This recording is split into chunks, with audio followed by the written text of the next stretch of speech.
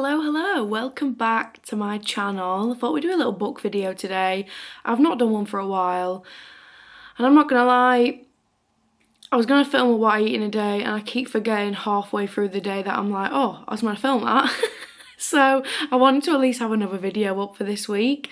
So let's talk about all the upcoming book releases that I'm excited for. Let's talk properly. But yeah, I'm really excited for some books coming out in August and September.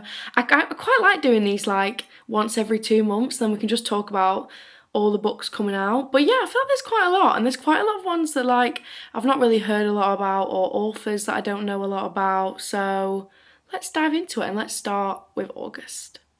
Let's start off with August first. And the first book is out on the 5th of August. I'm not gonna lie, I don't know much about this book, to be honest. I just saw Emma Hamm and got a bit excited because who doesn't love Emma Hamm?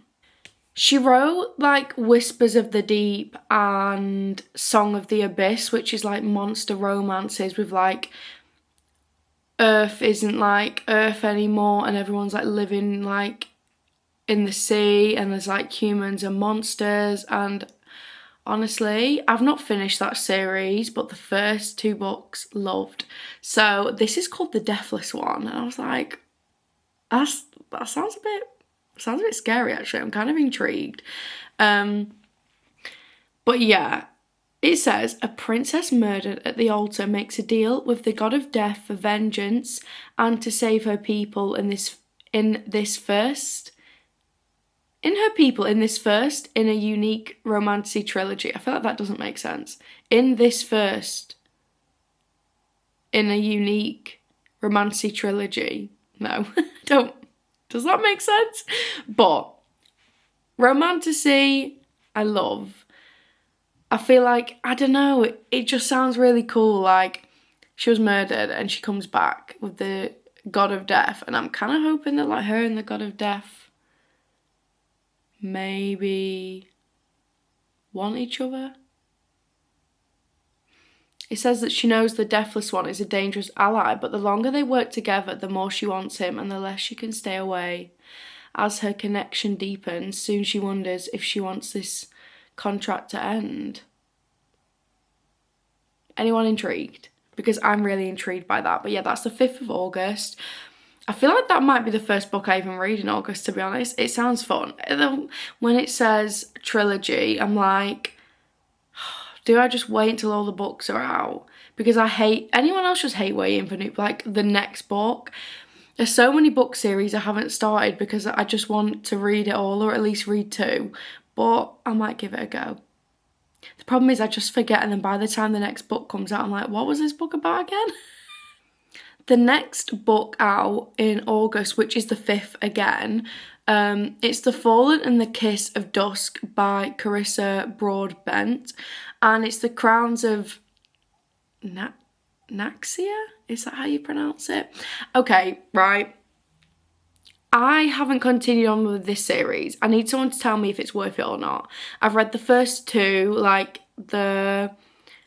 Trials, Vampire, Human, all that. Read them 2, enjoyed them, but I haven't carried on with the series. I feel like a few people have said that like they preferred the first 2 books, so I haven't continued. But if you've read it, can you let me know if it's worth carrying on with? But yeah, this is out on the 5th. I feel like I want to carry on with it because I enjoyed them, and I'm currently reading the Daughter of No World series by her, which I didn't actually know they were the same author. But yeah, I've read the first book, enjoyed that.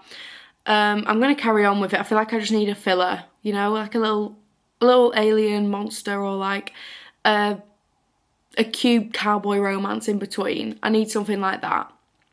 But yeah, that's the 4th book in the series, so I'm assuming in this series it's like couples together, so like this will be like rounding up from the 3rd book. So do I just go and pick up the 3rd book? Sounds like it. But yeah, I haven't read the 3rd book, so I don't really want to look too deeply into this one in case it has any spoilers, but I need to carry on with it. I really enjoy her work, to be honest. Like, I don't absolutely love her books, but I do enjoy them and I like them and I think they're good. Like, it's not like Fourth Wing, Spark of the Everflame, Book of Azrael, any book by Rachel Gillig. She's like become one of my favourite authors. It's not that level of fantasy for me, but I do enjoy them. It's like 3.75/4s. Like, I do really like them. I'm quite a harsh rater, but I do really like her books. Next, on the 26th of, or I was about to say July then, it's literally past that, of August, I came across this book that's called Love's a Witch by Tricia O'Malley, and it's the first book in the Scottish Charms series. Now, that sounds like cozy, and like, because it's the end of August, it feels like a cozy September autumn read, which I love. But yeah, it's the like blurb description made me laugh. It's like she's hexed, he's vexed, and for Scotland's most magical town, their feud might just spell disaster. I was like, okay, sorted. Like, Sloane, the FMC, said she'd never return, and then her 25th birthday is arriving, and she comes into her magic, and her grandma summons her and her sisters to like break a curse haunting like their bloodline. And then he's the grumpy mayor of the town, and the last thing he needs is like cursed witches causing havoc, I think. But I don't know.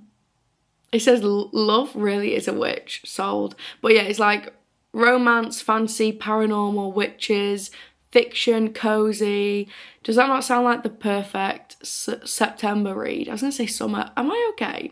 We're on about the autumn hype now. Summer's done. I mean, we still have August, but summer feels done to me now. I've already gone autumn shopping like 3 times. I'm looking for cozy romance books to read in September. I'll be going back to Centre Parks as well in September, so I feel like I need the cozy vibes. But that sounds really cute to me. I'm hoping it's not like a novella or anything like that. I'm not really into novellas. I feel like I want a book to like be at least 250 pages, and even if it's under 300 sometimes, I'm like, ugh. I need a bit more because I feel like it's too fast paced, but I'm really excited about that one. Next, we have a cute book called Lucky Shot by Rebecca Genshak, and I've never read anything from this author, but I was just like having a browse. That's on the 28th of August, by the way. I was having a browse, just seeing what's coming out, and this came up, and I really like the plot of it. So Nick has zero interest in helping anyone write a love story, especially not one about him. He's a single dad with enough on his plate, and the last thing he needs is a curious, chatty author poking around his past. And then she shows up on his doorstep, notebook in hand, determined smile on her face, and clearly they fall in love. She's supposed to be there for research. Instead, she's moving into an empty cabin on his property, asking him personal questions. I don't know. I feel like this sounds really exciting. I don't know much about it. I don't know why she's like writing a love story about him, or if it was like his life when he had his child or anything like that. But it's Grumpy Sunshine, which that is my favourite trope ever. I don't think anything will ever compete with that for me. I love a grumpy man. I love it. But yeah, it says it's a sports and hockey romance, forced proximity. I feel like you can't go wrong. Oh, here we go. Percy scratching his tree. But I feel like you can't go wrong with that one. It just sounds like a cute romance, fluffy romance. I feel like in between all the fantasy and romantasy. And yeah, hockey. Can you go wrong with hockey? No. I love hockey romances so much, and the hockey season will be returning as well when this book comes out, so it's kind of getting me excited. I didn't know whether to include this or not, but The Ever King by L.J. Andrews is apparently had a rewrite or something, and it's coming back out, which I think I read this book in, when did it come out? Let's have a gander at that. I think it came out July 2023. So yeah, literally 2 years ago now. But it's been re-released, and I'm not gonna lie, it wasn't for me. didn't really enjoy the book, but I don't know whether to give it another go if it is being re-released, and like, is the writing gonna be better? I don't know. It's giving Pirates of the Caribbean, which I love Pirates of the Caribbean. But yeah, Eric, the Scarred King of the Ever Kingdom, has fought nothing but vengeance against the man who killed his father and trapped him beneath the waves, making him a prisoner in his own realm, until his daughter's enemy unintentionally breaks the chains of the Ever, and Eric makes her the unwitting pawn in his vicious game of vengeance. I mean, the whole plot of it sounds really cool, especially if you like, what was I talking about? Pirates of the Caribbean. I feel like it's really giving like the first one and then mixed in with like the older ones where his dad's kind of lost to the sea. You'll get me if you actually read that, if you've watched all the films.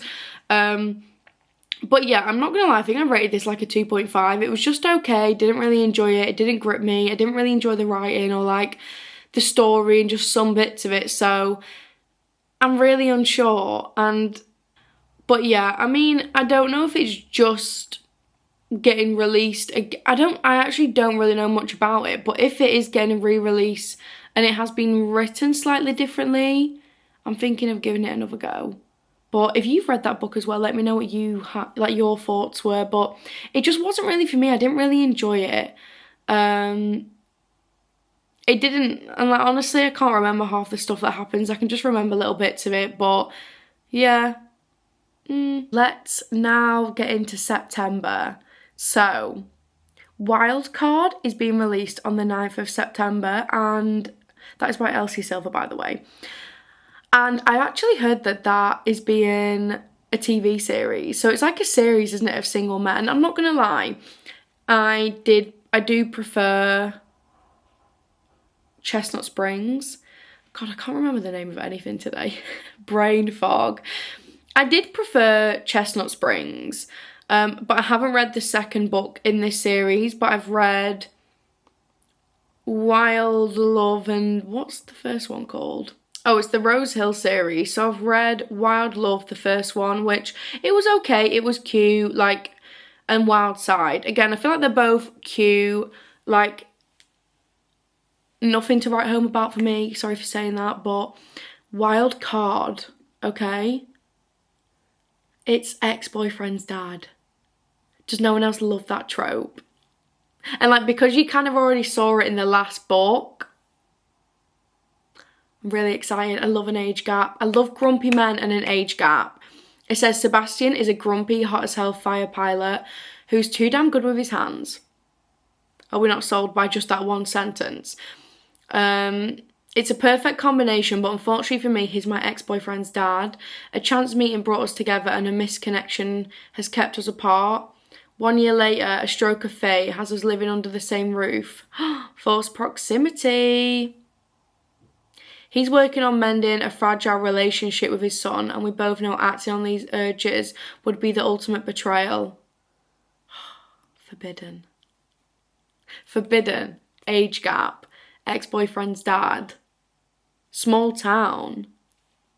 He's good with his hands. I'm really excited about this one. I feel like I'm hoping this one is like the best in the series for me, because Elsie Silver for me is a really hit or miss author. I won't lie, like Reckless and Heartless, 5 stars, obsessed. But like Powerless, Hopeless, Wild Love, Wild Side.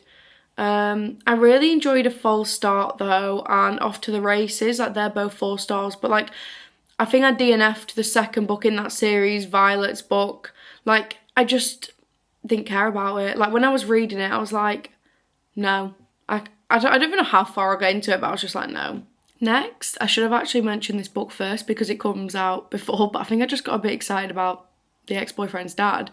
But on the 2nd of September, Rebecca Ross, who did Divine Rivals, has a book called Wild Reverence coming out. And I'm really excited. It's like fantasy, romantasy, young adult. I think Divine Rivals was like young adult as well. I don't think there's like explicit scenes or anything. I think they're just kind of like cute romance books, which I don't mind at all. I think they're like, again though, Divine Rivals was like 3.75/4 for me, rather than like I love this so much. I thought I was gonna love it more, but I think this is set in like the same world, so feel like I need to read Ruthless Vows before I get into this. But it says, born in a firelit domain of the Underrealm, Matilda is the youngest goddess of her clan, based with humble messenger magic. But in a land where gods often kill each other to steal power and alliances break as quickly as they're forged, Matilda must come of age sooner than most. She may be known to carry words and letters through realms, and she holds a secret she must hide from even her dearest allies to ensure her survival. And to complicate matters, there is a mortal boy who dreams of her despite the fact they've never met in the waking world. Does that not sound incredible? And I feel like with the letter, like the messenger magic, obviously in Divine Rivals, this sounds really exciting. In Divine Rivals, there's a lot of like the gods, the messages, everything like that, and I feel like it's going to be quite similar, but yeah, it just sounds incredible. Like 10 years ago, Vincent of Beckett wrote to Matilda on the darkest night of his life, begging the goddess he befriended in his dreams to help him. And he moves on, but like she comes tumbling into his bedroom window with a letter for him. And they were like destined to find each other beyond their dreams. Like, does that not just sound like an incredible romantasy? I'm definitely going to read this. Again, because I've only read like one book by her, I don't know how I feel about her writing or like if she's like a top author for me just yet, but I'm definitely going to give this book a go because I really enjoy like young adult fantasy books, and I feel like she's really good at writing them. I just feel like in Divine Rivals, I didn't feel a lot for the characters, and like the tension and stuff was lacking for me. But I did enjoy like the actual plot is really good. On the 2nd of September, I can't believe I forgot about this book. By the Horns by Ruby Dixon's coming out, and this is the second book in the Royal Artificial Guild. Artifactual Guild? Artificial Guild? Artifactual Guild. One of them. I just realised then that I've been saying it wrong. Oh well. These are like, oh my god, I can't pronounce the word. Is it Minotaur romances? I always say like, I don't know why I always say like Minotaur, but I think it's Minotaur. I don't know. Owen was taking the mick out of me for pronouncing it wrong the other night, and then we both kept repeating the word back to each other, and now we don't know what's real and what's not. But yeah, By the Horns by Ruby Dixon. She wrote Ice Planet Barbarians, all that good stuff, so you know she's a good author. But yeah, I loved the first book of this, gave it a 4 stars. It really, really surprised me. The first book was like Marriage of Convenience. I think she was like in the royal family, hiding her identity and wanting to like go in the Artifactual Guild where like they kind of get things or steal things and like go in dangerous places. I don't know. But honestly, it was less smutty than I thought. The plot was really good. The only thing I could want more was like more tension, more from the first two, like the actual main characters. But yeah, you saw this character in the first book, Gwenna. She's always considered herself a normal person, formal servant. She wants nothing more than to land a steady job so she can make steady coin to send home to her mum. She's not special. She's not a romantic. I don't know what that word means. But what is necromancy? So she's not a necromancer, and necromancy is forbidden upon penalty of death. So if the dead keep talking to her, she's going to keep ignoring them, and they're not going to stand in the way of her dreams. Okay, didn't know this about her in the first book. It says, also standing in her way is one filthy, far too filthy. Is he not a Minotaur? It says he's a Tauran. Is that not the same thing? Is that the same beast? I have Tauran? Are they not Minotaurs as well? But yeah, they slept together once and now he wants more, but she doesn't have time for that. But he won't go away. That sounds really fun. This camera keeps overheating and it is so annoying. But yeah, I love Ruby Dixon, love everything she writes, and the first book in this series was so good. What was the name of it again?